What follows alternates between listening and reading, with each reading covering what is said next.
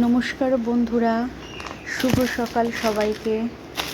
একটা নতুন ব্লগ শুরু করছি। আজকে হচ্ছে জন্মাষ্টমী, তাই সবাইকেই শুভ জন্মাষ্টমীর শুভেচ্ছা জানাচ্ছি।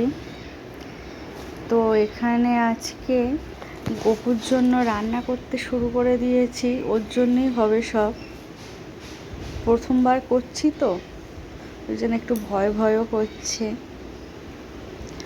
ওর জন্যে আজকে লুচি হবে, 5 রকম ভাজা হবে, তারপর একটু সুজিও করব। আমি সবগুলো আস্তে আস্তে ভেজে নিচ্ছি।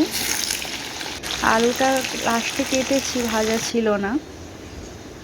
দুদিকে করে নিচ্ছি যাতে একটু তাড়াতাড়ি হয়ে যায়,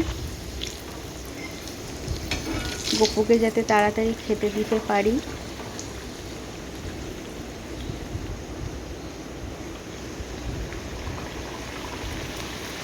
তরকারিও করব একটা, কুমড়ো আলু দিয়ে ছোলা দিয়ে নিরামিষ তরকারিটা। আমাদের বাপের বাড়িতে ওখানে একটা আশ্রম আছে, ওখানে দেখেছিলাম যে এই তরকারিটা করে দেয়া হয়। আরও অনেক কিছুই দেয়, কিন্তু আমি এইটুকুই করতে পারছি, যতটুকু করতে পারি আর কি গোপালের জন্য।